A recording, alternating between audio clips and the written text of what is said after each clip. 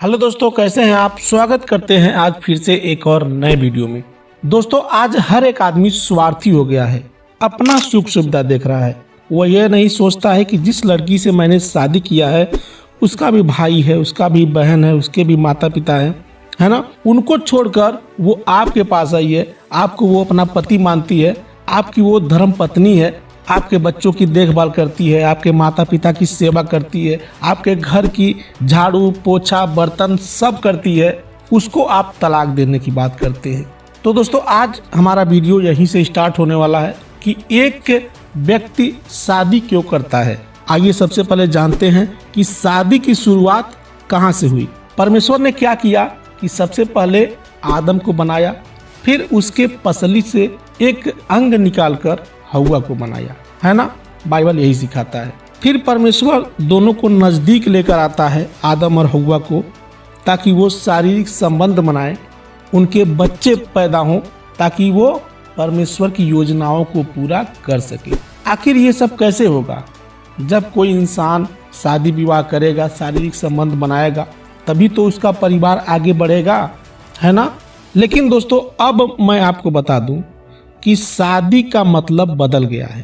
पहले के समय में लोग परमेश्वर पर विश्वास करते थे, वह लोग परमेश्वर को साक्षी मानकर विवाह करते थे। आदम और हव्वा का जब विवाह हुआ था तो क्या हुआ था? कोई हो या ना हो उनके साथ, उनके आगे पीछे कोई नहीं था, लेकिन परमेश्वर था। आज भी परमेश्वर हमारे बीच में होता है। जब हम शादी विवाह करते हैं तो परमेश्वर हमारे बीच में होता है। कब? जब हम परमेश्वर के अनुसार शादी करते हैं तब। नहीं तो यदि हम उसके विपरीत शादी विवाह करेंगे तो वह वहां पर क्यों उपस्थित होगा भाई। इसीलिए बाइबल सिखाता है कि एक विश्वासी को विश्वासी से ही शादी करना चाहिए, उसमें परमेश्वर की भी मर्जी होती है, ठीक है ना।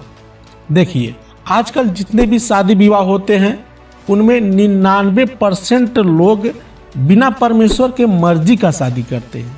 बाइबल सिखाता है कि एक पति पत्नी में अगर प्यार नहीं रहेगा, दोनों में नफरत रहेगा, स्वार्थ रहेगा, दोनों एक दूसरे से हमेशा झगड़ा करते रहेंगे, तो ऐसे लोग कभी परमेश्वर के लिए आगे नहीं बढ़ सकते।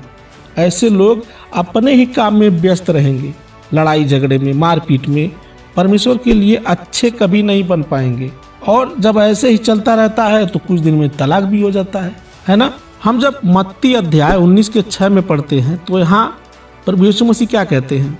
कहते हैं, अतः वे दो नहीं परंतु एक तन है, इसलिए जिसे परमेश्वर ने जोड़ा है उसे मनुष्य से अलग न करे। एक पति और पत्नी को किसने जोड़ा है? परमेश्वर ने जोड़ा है। वो दोनों अब अलग नहीं है, एक हो गए हैं। इसके पहले हमने देखा कि परमेश्वर ने हव्वा को कैसे बनाया था। आदम की पसली को निकालकर, एक छोटा सा ऑपरेशन करके परमेश्वर ने उसके मांस से हव्वा को बनाया था, ठीक है ना। यहाँ जब हम उत्पत्ति अध्याय 2:22 से 24 में पढ़ते हैं तो यहाँ परमेश्वर का वचन कहता है, और यहोवा परमेश्वर ने उस पसली को जो उसने आदम में से निकाली थी स्त्री बना दिया और उसको आदम के पास ले आया। तब आदम ने कहा, अब ये मेरी हड्डियों में की हड्डी और मेरे मांस में का मांस है, इसलिए इसका नाम नारी होगा, क्योंकि यह नर में से निकाली गई है। ठीक है ना दोस्तों। यहाँ परमेश्वर का वचन क्या कहता है कि एक स्त्री जो है पुरुष में से निकाली गई है, वो उसकी अंग है। अगला वचन कहता है, इस कारण पुरुष अपने माता पिता को छोड़कर अपनी पत्नी से मिला रहेगा और वे एक ही तन बने रहेंगे। अब देखिए, अब यहाँ पर लोग थोड़ा सा मिस्टेक कर देते हैं। यहाँ कहने का मतलब यह नहीं है कि एक स्त्री और पुरुष अपने माता पिता को छोड़कर एक दूसरे के संग हो जाए। नहीं नहीं, बिल्कुल नहीं। बाइबल यह सिखाता है कि एक स्त्री पुरुष अपने माता पिता का वैसे ही आदर करेंगे जैसे कि पहले करते थे। उनमें कोई भी कमी नहीं होना चाहिए, यानी कि उनके हर जरूरतों को पूरा करना, उनके स्वास्थ्य पर ध्यान देना, हर तरीके से मतलब उनका आदर सत्कार होना चाहिए। लेकिन बाइबल यह भी सिखाता है कि शादी के बाद किसी भी स्त्री पुरुष का सबसे पहला रिश्ता होगा अपनी पत्नी से, और एक स्त्री का सबसे पहला रिश्ता होगा अपने पति से। ठीक है ना। इसीलिए यहाँ जब हम इसके आगे पढ़ते हैं तो बाइबल क्या कहता है कि इस कारण पुरुष अपने माता पिता को छोड़कर अपनी पत्नी से मिला रहेगा और वे अब दो नहीं बल्कि एक बन गए हैं, एक तन बन गए हैं। ठीक है ना। अब एक तन का क्या मतलब होता है? एक तन का मतलब यह होता है कि जब पति पत्नी एक दूसरे से मिलते हैं तो वह आत्मिक और शारीरिक रूप से एक हो जाते हैं और अब वह कभी अलग नहीं हो सकते। यही बात नए नियम में प्रभु यीशु मसीह भी कहते हैं। हम जब पढ़ते हैं मरकुस अध्याय 10 का 6 से 9 तक, तो यहाँ प्रभु यीशु मसीह कहते हैं, पर सृष्टि के आरंभ से परमेश्वर ने नर और नारी करके उनको बनाया है। इस कारण मनुष्य अपने माता पिता से अलग होकर अपनी पत्नी के साथ रहेगा और वे दोनों एक तन होंगे। इसलिए वे अब दो नहीं पर एक तन है। मेरे प्रियो, अब मैं यहाँ पर समझ सकता हूँ कि जो अन्य विश्वासी होंगे, जो बाइबल को विश्वास नहीं करते होंगे, वो लोग इसका गलत मतलब निकाल सकते हैं, क्योंकि अन्य धर्मों में यही सिखाया जाता है कि माता पिता को सबसे पहला दर्जा देना है, ऊपर का दर्जा देना है, उसके बाद ही पति पत्नी और उसके बाद ही सारे रिश्ते आते हैं। ठीक है ना। लेकिन बाइबल जो परमेश्वर का वचन है, बाइबल आखिर क्यों माता पिता को अलग होकर पति पत्नी को एक रहने की बात कहता है? आइए इसी लाइन में जब हम आगे का वचन पढ़ते हैं यानी 11 से, तो यहाँ प्रभु यीशु मसीह कहते हैं, जो कोई अपनी पत्नी को त्याग कर दूसरी से विवाह करे तो वह उस पहली के विरोध में व्यभिचार करता है, और यदि पत्नी अपने पति को छोड़कर दूसरे से विवाह करे तो वह व्यभिचार करती है। तो इसका मतलब आप समझ गए होंगे कि यदि कोई पुरुष या स्त्री एक दूसरे से तलाक ले लेते हैं और एक दूसरे से अलग होकर शादी विवाह कर लेते हैं तो क्या करते हैं? वो लोग व्यभिचार करते हैं। अब इंसान के जीवन में कभी कभी ऐसा परिस्थिति आ जाता है, तलाक की नौबत आ जाती है, लेकिन उन सब से मेरा सवाल ये है कि आखिर तलाक की नौबत आती ही क्यों है? यदि कोई व्यक्ति इस परमेश्वर के वचन के अनुसार चले, इस परमेश्वर के वचन के अनुसार अपना जीवन जिए, तो परमेश्वर कभी तलाक आने ही नहीं देगा उसके जीवन में। ठीक है ना। प्रभु यीशु मसीह ने वाचा बांधा है किससे? हम सबसे, कि किसी भी सूरत में पति और पत्नी अलग ना हो, वह दोनों एक होकर जिए और एक होकर चले। इफिसियों अध्याय 5 के 25 में पौलुस लिखते हैं, हे पतियों, अपनी अपनी पत्नी से प्रेम रखो, जैसा मसीह ने भी कलीसिया से प्रेम करके अपने आप को उसके लिए दे दिया। प्रभु यीशु मसीह ने क्या किया हमारे लिए? हम उसके लायक नहीं थे, हम पाप में डूबे हुए थे, लेकिन फिर भी उसने हमसे प्रेम किया, हमारे लिए क्रूस पर चढ़ के इतनी बड़ी कुर्बानी दी, अपने आप को बलिदान कर दिया। वैसे ही मान लीजिए यदि हमारी भी पत्नी है और वो कभी कोई गलती करती है, कोई पाप करती है, तो क्या करना है? उसे क्षमा कर देना है और उसको परमेश्वर का वचन दिखाना है कि देखो ये परमेश्वर का वचन बाइबल क्या कहता है। प्रभु यीशु मसीह ने चाहा होता तो हमको भी छोड़ दिया होता, लेकिन हमको नहीं छोड़ा ना।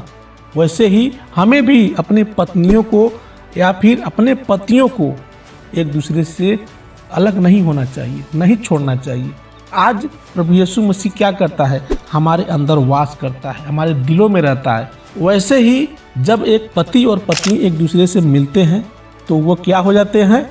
एक हो जाते हैं, तन और मन से एक हो जाते हैं, एक बन जाते हैं। उनको अब कोई अलग नहीं कर सकता। अगर कोई व्यक्ति उन्हें अलग करना भी चाहता है तो समझो वो उन सबसे बेविचार करवाता है। ठीक है ना। तो मेरे प्रियो, इन बातों को आप लोग समझिए कि परमेश्वर का वचन प्रभु यीशु मसीह हमसे क्या कहना चाहता है, हमें क्या सिखाता है। मैं मानता हूं कि बहुत लोगों के जीवन में तलाक की नौबत आ जाती है। बहुत लोग ये भी कह सकते हैं मुझसे कि ब्रदर आप तो वहां बैठकर लेक्चर दे रहे हैं, लेकिन यदि हमारी जगह पे आप होते तो आप क्या करते? देखिए, मैं तो कुछ नहीं हूं, मैं तो एक प्रभु का छोटा सा सेवक हूं, लेकिन प्रभु आप दोनों के बीच का जो मैटर है वो सब जानता है।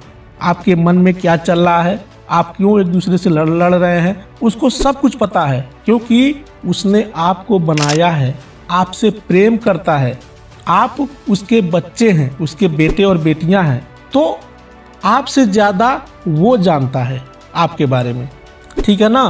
तो वो क्या कहता है इस वचन के माध्यम से आप उस पर ध्यान दीजिए।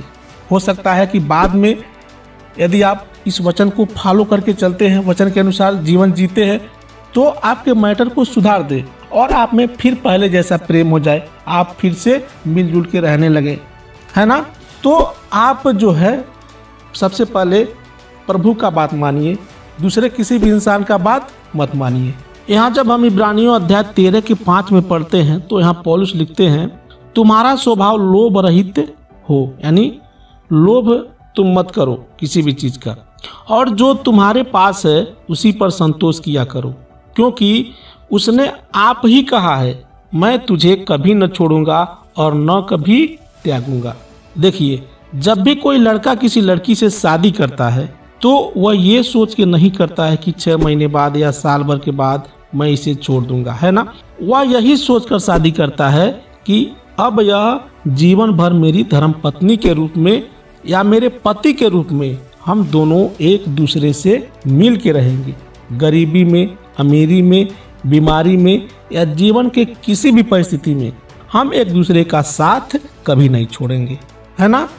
ऐसे ही ना शादी होता है, जब कोई लड़का जाता है अपनी दुल्हन को लेने के लिए तो वो ये सोच कर जाता है कि मैं इसको 6 महीने बाद या साल भर के बाद छोड़ दूंगा, तलाक दे दूंगा।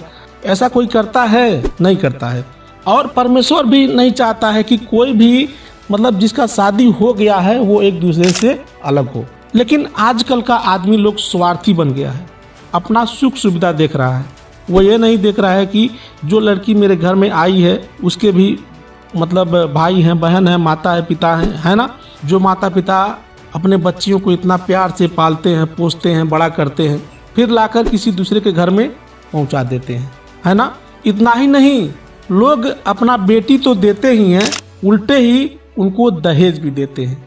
यदि बेटी वाले दहेज ना दे तो बेटे के माता पिता जो है वो नाराज हो जाते हैं और कहते हैं कि नहीं, ये रिश्ता अब नहीं चलेगा। कई बार तो उनके बीच लड़ाई झगड़े हो जाते हैं, मारपीट की नौबत आ जाती है ना। तो इसीलिए ये वचन कहता है, पौलुस यहाँ लिखते हैं कि तुम्हारा स्वभाव लोभ रहित नहीं होना चाहिए, जितना तुम्हारे पास है उसी में संतोष करो। तो मेरे प्रियो, ये एक छोटा सा वीडियो था जो कि मैं आपको बताना चाहता था कि परमेश्वर आपसे क्या कहना चाहता है। आप उसकी आवाज़ को सुनिए। आप जब भी निराश हो, बेचैन हो, आपका मन घबराता है, तो आप परमेश्वर से प्रार्थना करिए, उससे पूछिए कि प्रभु मेरे जीवन में ऐसा क्यों हो रहा है। मैं आपसे वादा करता हूँ कि परमेश्वर बाइबल से आपको जरूर समझाने की कोशिश करेगा। मिलते हैं फिर अगले वीडियो में, तब तक के लिए आप सभी को जय मसीह की।